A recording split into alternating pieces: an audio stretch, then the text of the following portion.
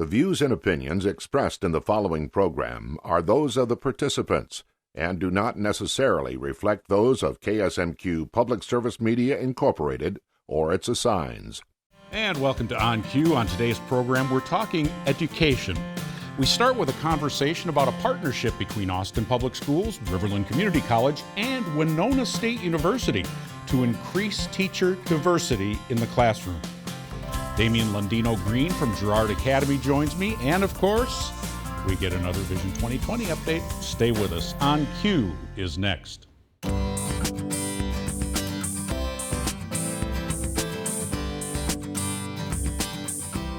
From KSMQ Television in Austin, this is On Cue, connecting interesting issues and interesting people.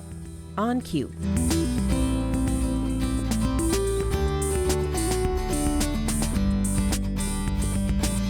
There's a lively conversation happening in our state about the need to bring diversity to the classroom. This isn't among the students, but rather the teaching staff. Our guests today are partnering to try and make that happen in our region. Welcome to Sumner Elementary Principal Sheila Berger, and from the College of Education at Winona State University, Bruce Ramsdell. Welcome. Thank you. And good to see you again on our show. Welcome to On Cue. And this is a three-way collaboration between three large institutions. And you've been at this a while. How's it going? What are you learning?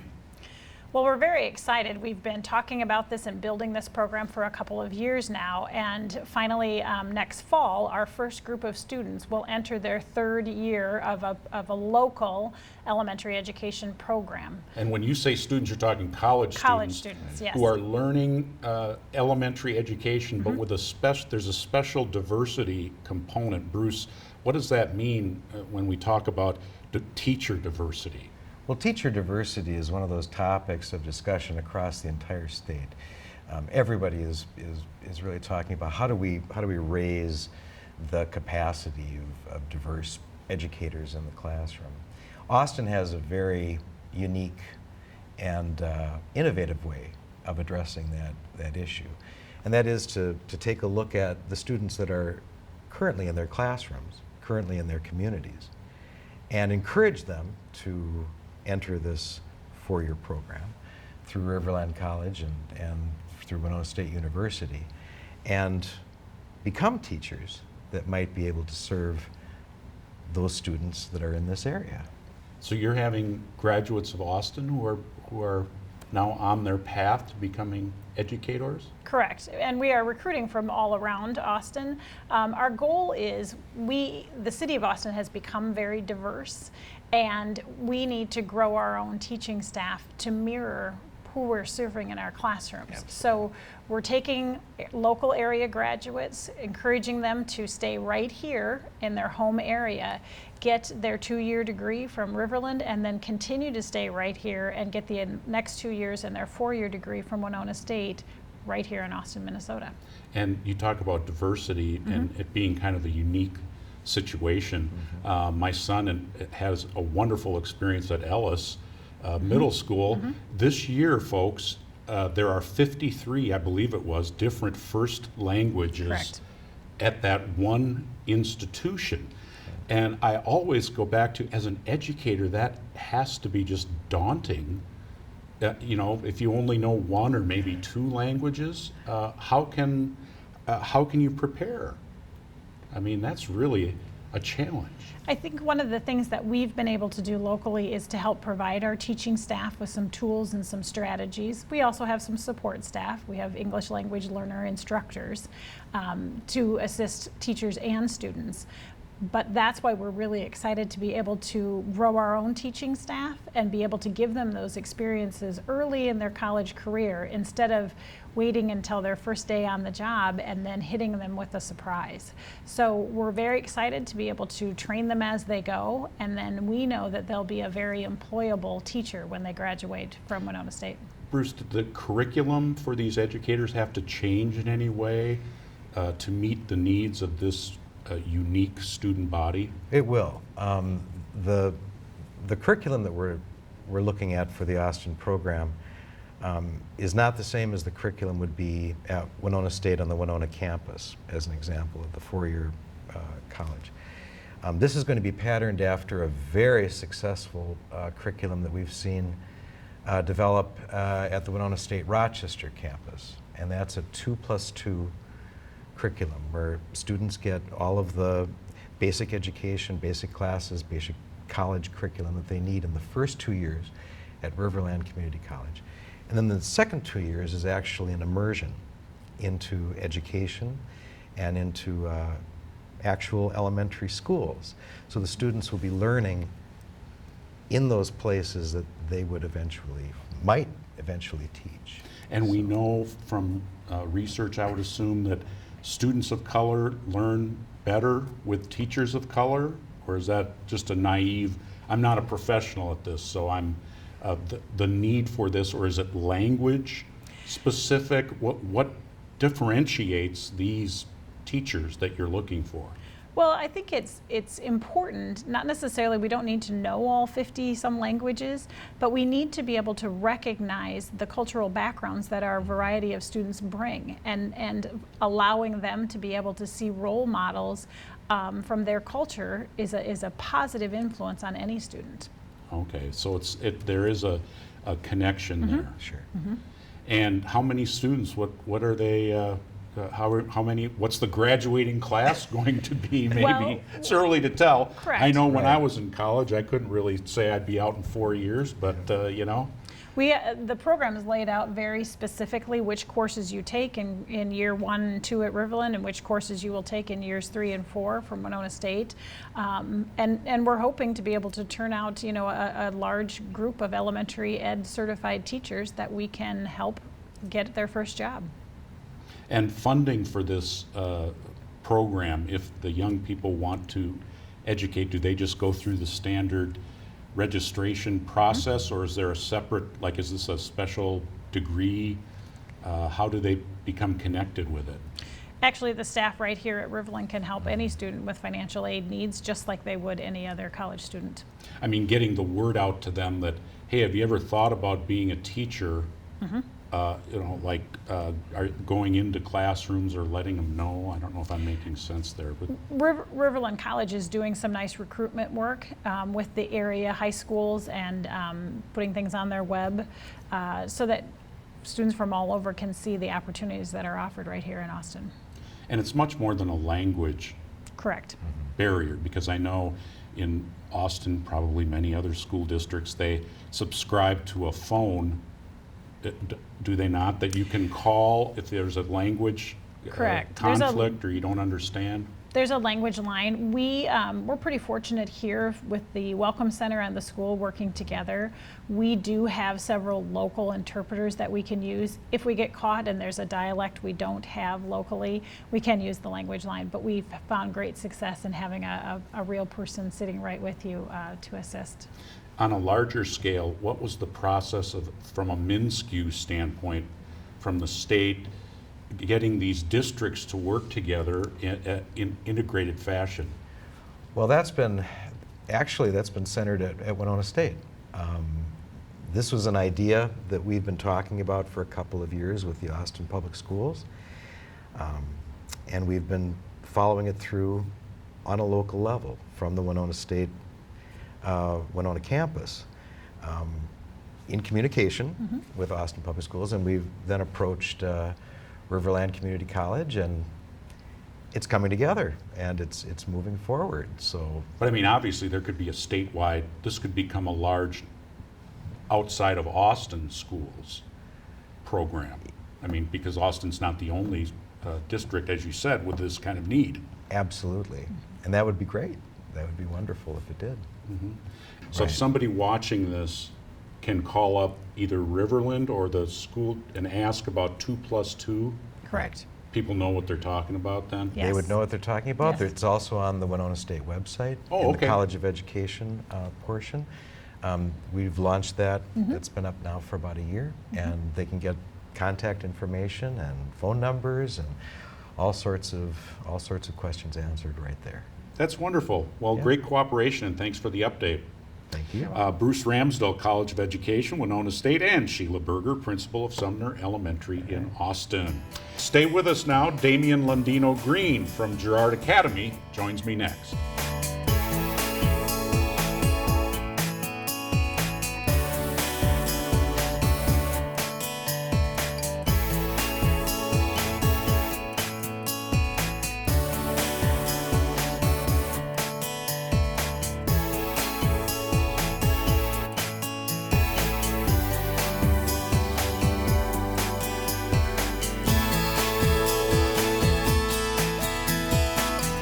can watch On Cue anytime by visiting the KSMQ TV website, ksmq.org.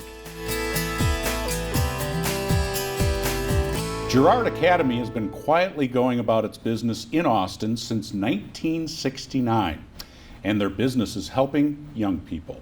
Here to tell us more about that facility is Damien Lundino-Green, Communications Coordinator from Gerard. Welcome. Welcome. Thank you very much. And we've heard the name, and you're kind of tucked in there near the country club. Yep. Behind there.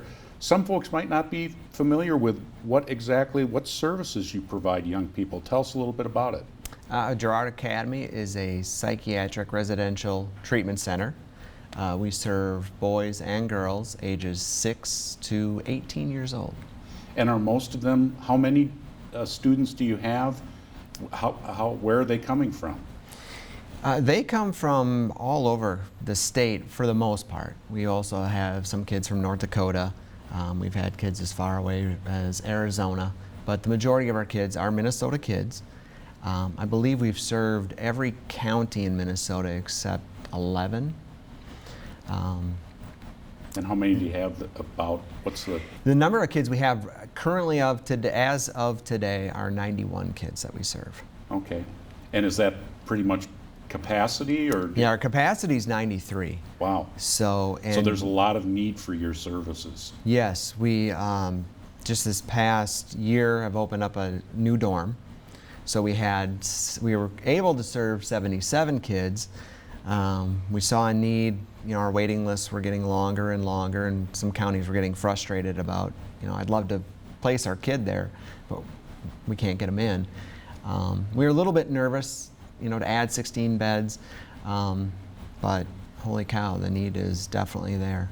How do the young people find their way to Gerard Academy? There's a myriad of ways, really, that a kid can come to Gerard. It's definitely not the first place that, let's say, a county or a parent is going to look to. Generally, by the time they get to Gerard, they've maybe been in some other out-of-placements in different services until, finally they get to a point where it's like, okay, we need a little bit more of an intensive service. And this is, you mentioned psychiatric, mental health issues. Mm-hmm. So it's not necessarily, we were talking before, there are some facilities that are more based on law enforcement, like right. Young people who are truant or have criminal backgrounds who go to facilities. That may be an offshoot for some of these young people, but it's not the primary reason they're there. Absolutely. The primary reason is always behavioral or emotional difficulty. And again, there may have been some run-in with the law or something like that, but it's we're not a corrections-based facility at all. Mm-hmm. And so they have to be referred to something like a doctor or a county refers them formally to Gerard so that they can right. utilize your services? Yeah, most of our kids come through county referrals. There are some parents that will directly contact Gerard, and maybe they've been through different services and they haven't found the right one. But the majority of our kids do come from county referrals. So parents will say, hey, we've tried a lot with our child. I mean, I know it's hard to generalize, but we haven't found that right service or the right treatment plan maybe to help right. to help our child. Do you get a lot of the last resort kind of parents who really have tried everything? Absolutely. Yeah, like I said, before they get to Gerard, most parents have tried less restrictive services than sending their kid to Gerard. When a child comes to Gerard, they can expect to stay there up to 8 months. So it's a pretty intensive service, but it's also, we're uniquely qualified to give kids kind of that 24-hour care that they need and otherwise haven't been able to get. Is structure an important part of this? Learning boundaries and setting up structures for the young people? Maybe they haven't had too much of that experience where they've grown up? Absolutely. Routine is huge. You come to Gerard, kids know this is about the time we go to bed, this is the time we're going to get up, this is the time we eat breakfast. We have a school on campus. so they know this is the time to go to school. And so it really is a big part of the therapeutic component is routine, structure, that these kids understand that, okay, this is going to happen each and every day. Oh, so the school is is part of the Gerard experience, but it's not one and the same. Absolutely, yeah. Okay. The school is right on our campus. We partner with Austin Public Schools to run that school, which has been very helpful. Our principal is hired by Austin Public, so they have at least some oversight. So it is a regular school day, just like a child would go to school anyplace else. Oh, really. that's very interesting. So that's one way that Gerard connects with the community of Austin. I didn't know that the school district works with Gerard absolutely. on that. But Absolutely. It's a facility is there on site at Gerard. Yes. But it's overseen by the school district. Mm-hmm. Other ways that that Gerard reaches out or connects with Austin or the region, the community? We're doing a little bit better of a job, I think. I think in the past there had been kind of a wariness on the part of Gerard to say, oh, we don't want to involve the community, we'll just do our thing and try to keep it low key. And now, we've done community education. We just had some kids out to, I believe it's the Walmart parking lot where they do pack the bus through the Salvation Army and volunteer activities like that. So our kids do get out in the community. Mm-hmm. But that's a priority, sort of, or a goal that the organization has to, because I can understand, I guess, the need for confidentiality. Right. And we're working with young people who are in a specialized program.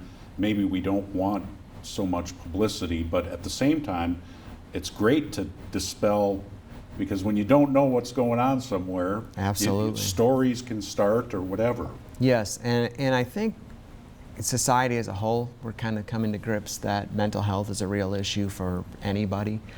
And so we kind of feel it's important as we look to our future vision, can we be socially responsible? Can we have a voice in the community? I know in our vision planning, we're looking at how can we be a better resource to the community, as far as possibly an outpatient program where we serve the community of Austin, something to that degree. So I think it has helped that we as a people, we've all kind of opened up and seen this as something that, gosh, we should probably be talking a little bit more about.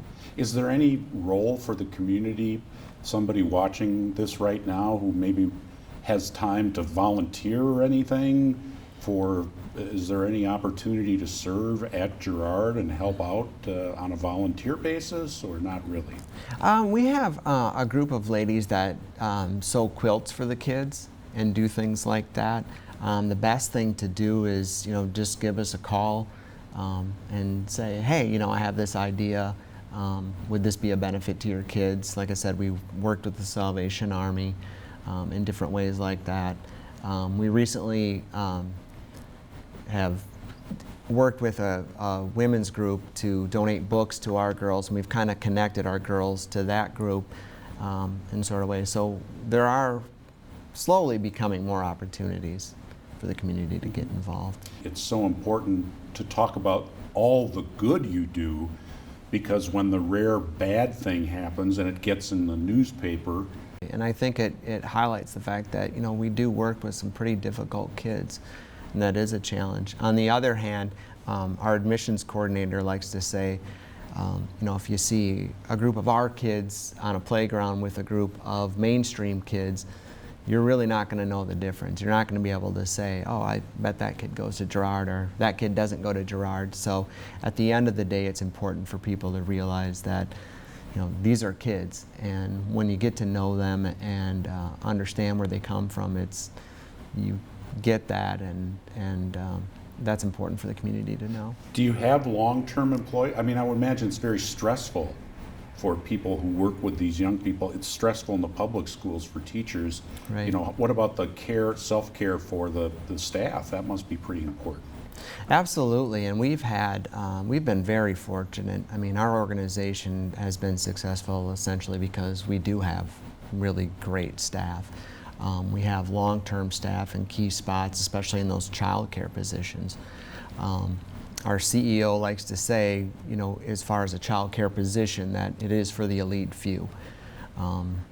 You need a special ability to work with these kids, but I think the rewards for the people that stay are so great that, you know, they'll deal with the stress and all the other stuff that comes with it. Well, thanks for educating us on Gerard Academy. Wonderful to have you here. Oh, it's my pleasure. Thanks for having me. Damien Lundino-Green is Communications Coordinator for Gerard Academy. And stay with us. Our Vision 2020 update is coming your way next. Queue up your own comments for On Cue and send them to us at onq@ksmq.org.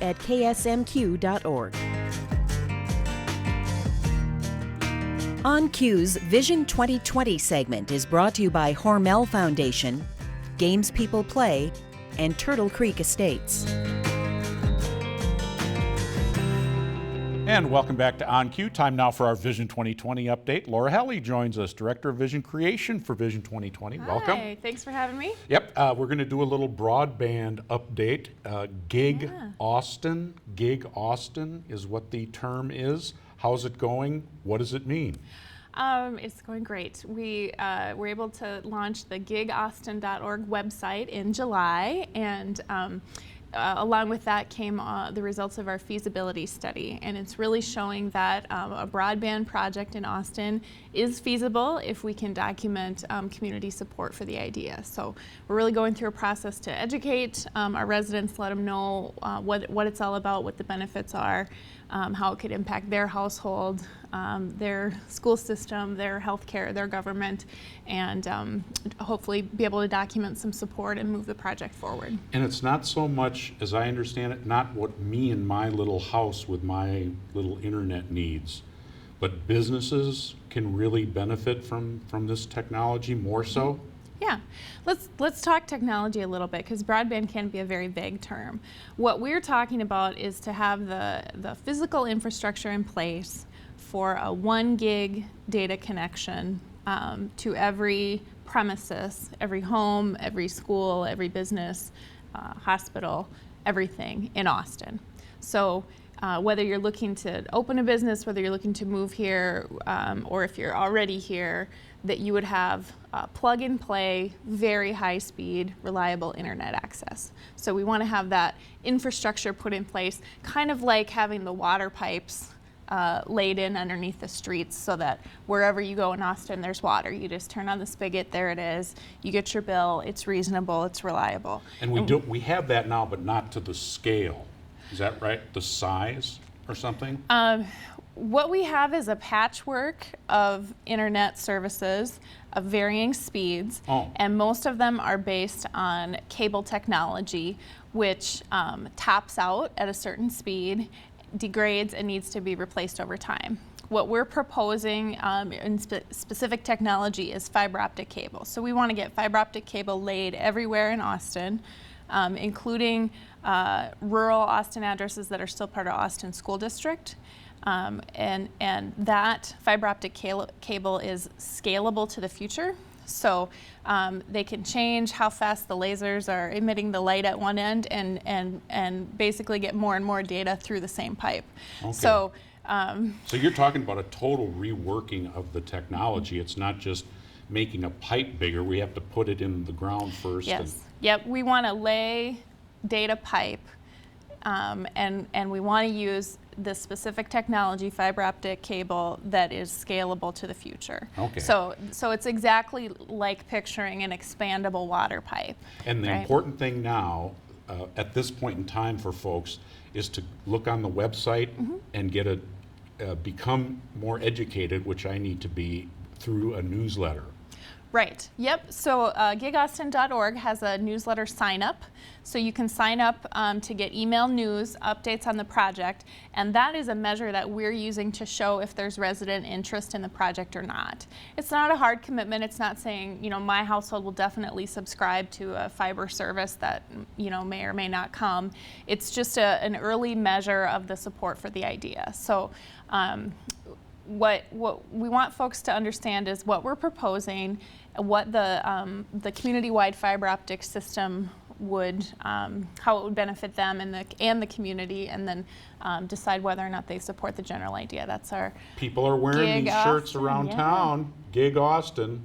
So gigaustin.org, and then sign up for the newsletter through that website. Yep. Thanks, Laura. Thank you. Yep, Director of Vision Creation, Laura Helle. That will do it for our show this week. Thanks for watching. See you again next time.